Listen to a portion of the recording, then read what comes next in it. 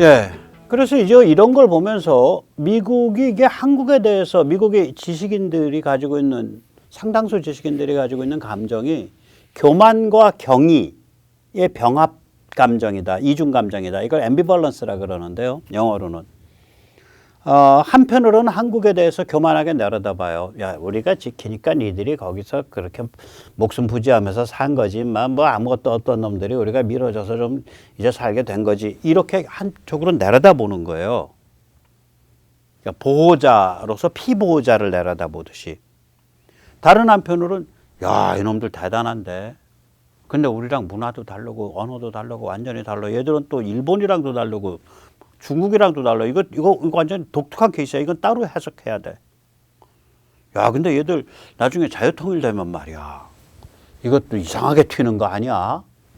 이런 경의, 이질감, 걱정이 그렇게 이렇게 뒤죽박죽이 돼 있는, 한쪽으로는 교만하게 내려다보고 다른 한쪽으로는 경이로운 눈인데 경이롭게 바라보는데 그 안에는 큰 이질감도 느끼고 걱정도 되기도 하고, 그런 두 가지로 이렇게 우리를 보고 있는 거 아닌가. 그러니까 저런 식의 그 태도로 글을 쓰게 되고 그런 식으로 한국 윤석열 대통령을 못을 박으려고 덤비는 거 아니냐.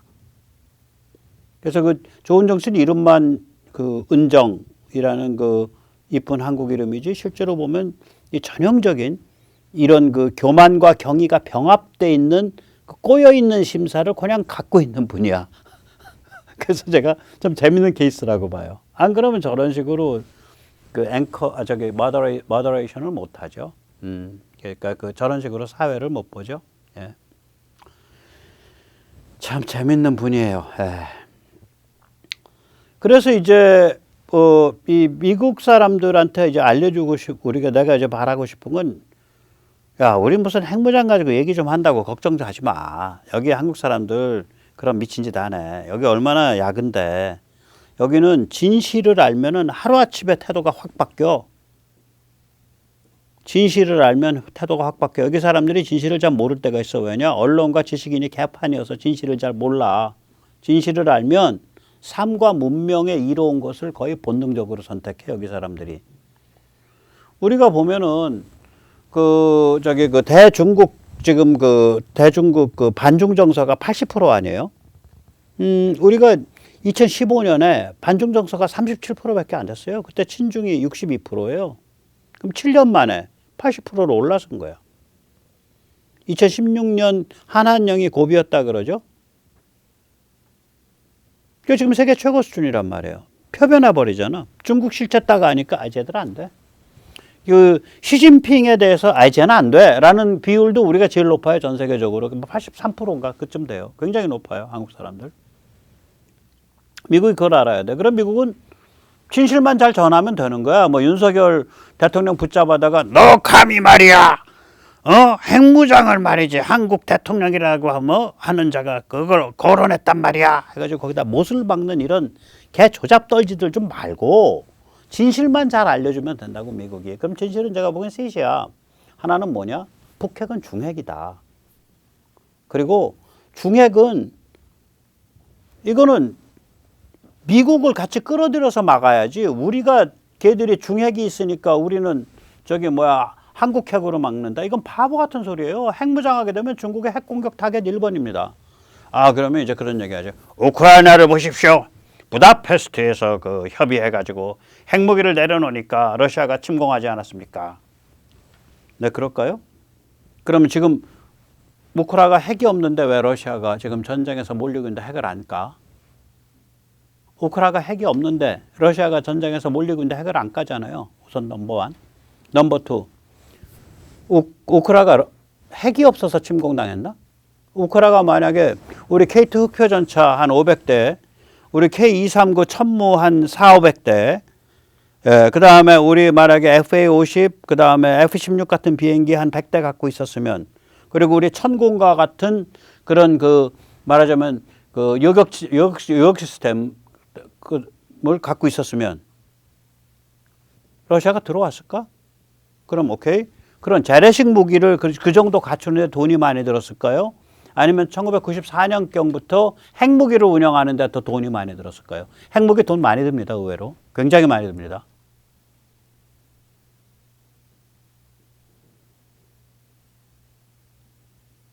그러니까 이게 말이 안 되는 주장이에요. 그건 우크라가 핵을 내려놔서 러시아가 침공했다. 아니요. 우크라가 재래식 무기를 충분히 안 갖춰서 러시아가 침공한 거예요. 우크라가 핵을 가지고 있었으면 핵으로 얻어맞는 수 있었어요. 거꾸로 생각해 보세요. 말이 안 되는 얘기라니까 그거. 나중에 한번 다시 다룰라 그래. 두 번째 진실. NPT는 미국의 세계 전략의 주춧돌입니다. NPT를 깬다는 얘기는 한미동맹 깨자는 얘기예요. 한국 사람들이 착각하는 게 있어. 우리가 뭐냐? NPT도 깨고 한미동맹도 가지고 핵무기도 가질 수 있고 한미동맹도 가질 수 있다는 거예요. 천만에. 핵무기 가지면 한미동맹 깨지는 거예요. 그걸 미국이 밝혀줘야 돼, 정확하게. 우리도 많이 얘기를 해야 되고. 세 번째 진실. 이게 이제 제일 문제가 있는 진실이에요. 이게 진짜 진실이겠냐 이거지. 한국에는 미국 판돈이 엄청나게 걸려 있죠. 당연하죠. 뭐 반도체, 뭐 배터리에, 뭐 그다음에 북한과의 그런 대결 구도, 그다음에 중국과의 대결 구도 이런 판돈이 잔뜩 걸려 있는데, 그럼 핵 가야 될 때 미국이 핵 가겠냐? 이게 이제 핵 확장 억지력의 뜻이거든요. 확장 억지력은 억지력이라는 건 미국이 당하려고 할 때. 미국을 위해서 핵 가야 될 때 핵을 까는 게 억지력이고요. 확장 억지력은 동맹을 위해서 핵을 까야 될 때 까는 게 확장 억지력이에요. 지금 여기 중국과의 정면 대결이 갈 수도 있는데 핵 가야 될 때 미국이 핵 까겠냐? 이 문제죠.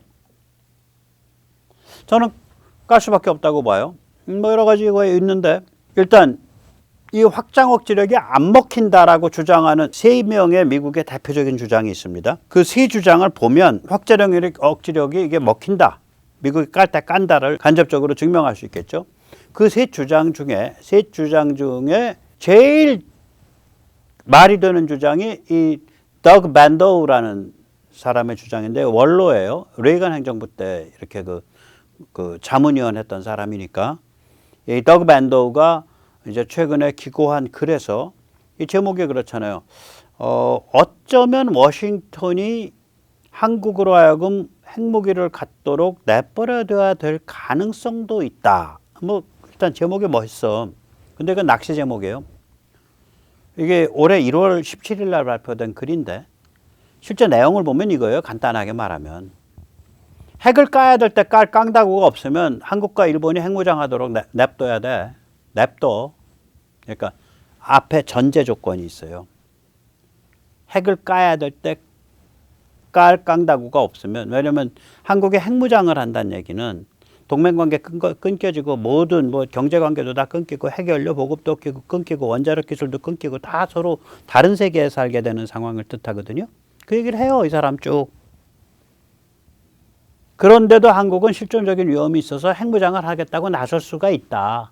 그걸 안 나서게 만들려면 미국이 핵을 까야 될 때 깔 수 있는 깡다구가 있어야 된다. 저는 이 사람 말이 굉장히 노골적이고 좋더라고요. 나머지는 좀 문제가 커. 굉장히 문제가 커요, 나머지는. 근데 이건 이제 다시 그러니까 back the question이죠. 그러니까 다시 원래 우리 질문으로 돌아오는 거죠. 야, 미국이 핵 까야 될 때 깔 깡다구 있겠어? 저는 있다고 봐요. 조금 이따 다시 좀 그걸 말씀드릴게요. 두 번째 이제 한국 핵무장을 이제 부추기는 혹은 뭐 해야 된다는 얘기하는 사람이 있어요. 이 사람은 이제 마이클 어슬린이라는 사람인데 이게 꽤 유명한 저술가예요. 예일대 교수를 했었고요. 네, 여러 가지 그 저술 활동 많이 했고 유명한 신문들, 유명한 방송에 컬럼을 쓰거나 출연을 많이 합니다. 이 사람이 이제 그 무슨 얘기를 하냐? 이런 얘기예요. 그러니까 북핵 때문에 왜 미국이 초대형 대립에 끌려 들어가냐? 동북아시아 이거 잘못 터지면 대형 사고 나는데. 남북 모두 핵을 만들어 지지고 볶든 말든 알아서 하라 그래라. 어차피 북핵은 미국으로는 안 온다. 남한이 중국 영향권으로 가든지 말든지 냅두자. 살벌한 말이에요.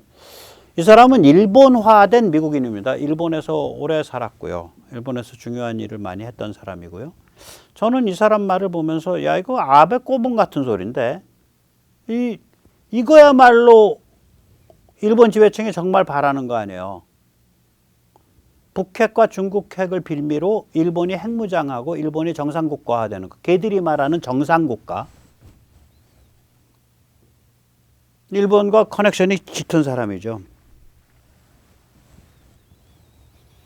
그 다음에 이제 제일 이제 웃기는 아저씨가 이 스티브 차봇이라는 아저씨인데, 이게 오하이오의 그 연방 하원의원인데 다선이에요. 뭐 지금 지금 한 6, 7선 했을 거예요, 최소한. 이 사람도 그래요. 1917년입니다. 문재인 집권이 확실시되던 3월이니까 이제 탄핵이 확실시되고 문재인 집권이 확실시되던 상황이죠. 이미 반기문은 탈락해버렸고, 그때. 1월 초에 탈락했으니까. 이 사람은 뭐예요? 한국, 일본을 핵무장을 추진을 하면 중국이 겁먹고 북한에다가 압력 넣을 거다. 이런 황당한 주장을 해요. 이게 말이 되는 것 같아도요. 그렇지 않아요. 절대로. 오히려 역효과 나요. 그걸 빌미로 해서 중국이 핵을 더 쌓고 북한이 핵을 더 쌓고. 그러니까 무한 경쟁에 들어가는 거죠. 그래서 그 길은 길이 아니에요. 그리고 이제 의외로 일본 핵무장, 한국이 아니라 그거에 대해서 제일 화끈하게 가장 먼저 말한 사람은 지금 보세요. 제일 처음에 그런 얘기 나온 게 한국이든 일본이든 2017년 아니에요.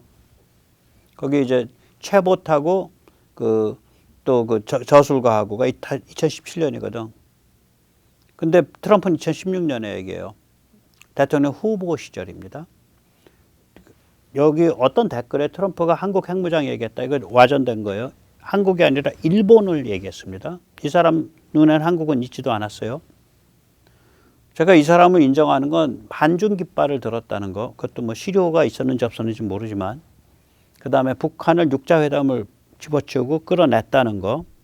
그 다음에 2017년에 북한에 대한 포괄적 유엔 제재를 관철시켰다는 거. 이 사람이 했는지 니키 헤일리가 했는지는 모르겠지만. 아무튼 그런 것들 때문에 이 사람을 인정하는 거지. 또 도덕적 보수주의 깃발을 들었다는 거. 이런 일들을 뭐 합리화시키는 건 아니에요. 이때 이 사람이 한 말이 뭐냐면 어떤 의미에서든 북한이 핵을 가진 상황에선 일본이 핵을 가지도록 하는 것이 나올 수도 있지 않겠습니까? 이런 말을 했어요. 네. 그러니까 아베가 뻑 가진 거죠. 얘가 트럼프 아저씨 붙잡고서 일본 이제 강대국 노름할 수 있겠다. 그래가지고 이제 세계의 화살인가 뭔가 정책 써가지고 일본 경제를 마지막까지 쥐어짜서 거덜을 내놨죠. 네, 그때 바람이 잘못 들여서. 예, 자 이제 쭉 미국 상황을 봤죠. 이게 이제 미국이 호떡집에 불 난 것 같은 상황이에요. 예. 미국의 지성을 한마디로 말하면은 믿을 수가 없어요. 미국 담론이 좀 이렇게 휘청휘청합니다. 미국은 특징이 이게 이렇게 최적의 코스를 직선으로 안 가요.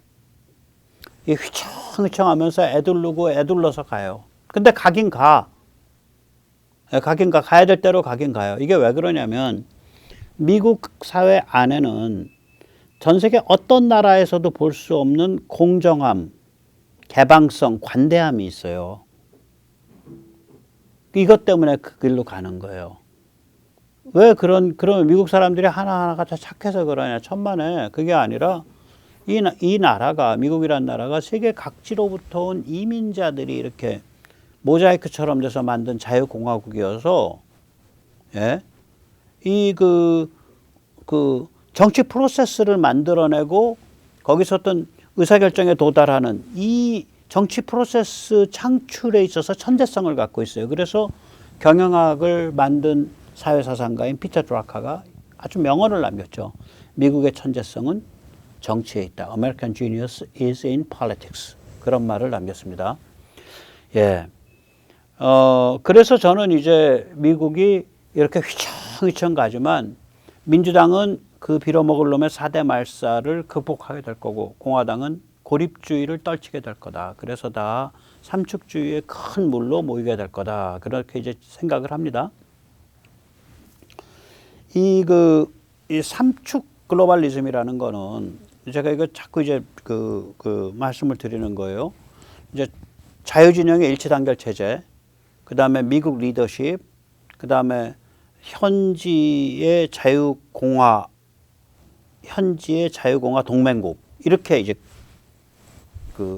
만들어지는 거죠.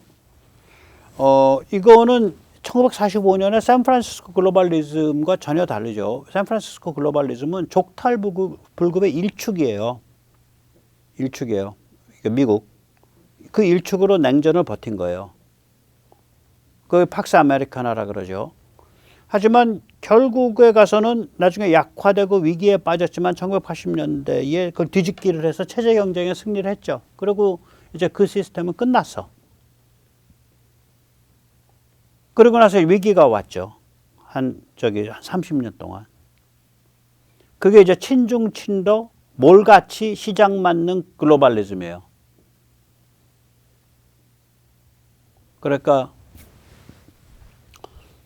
차이나 러브, 러시아 러브, 친중, 친러, 중국 사랑, 러시아 사랑에 빠진 몰같이, 밸류 프리. 뭐 가치라는 건 존재하지 않는다 이거죠. 시장 만능이죠. 그러니까 이제 그 마켓 미스죠. 시장을 이렇게 떠받드는 거. 그거 자체로 그냥 떠받들고 있으면 돼. 이런 관점. 그러니까 거기에 뭐 중국 공산당도 시장 속에 끌어넣으면 착해져서 민주주의자 돼서 나오고, 푸틴 그 석유가스 마피아도 시장 속에 집어넣으면 착해져 갖고 민주주의자 돼서 나오는 거야. 이런 관점이에요.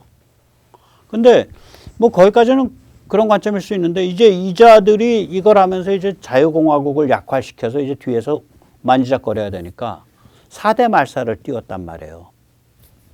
남녀 성구분 말살, 젠더 말살 G, 역사 말살, 히스토리 말살 H, 진실 존중 말살, 인테그리티 말살 I, 가치평가 말살, 밸류 말살 V. 그래서 G, HIV를 얘들이 띄웠다고요. 그런데 이제 제가 보면은 결국에 가서는 이거를 다 극복을 하게 될 거예요. 그 민주당은 4대 말살에 빠져 있고 공화당 일부는 이제 그 트럼프식의 그런 그 고립주의에 빠져 있는데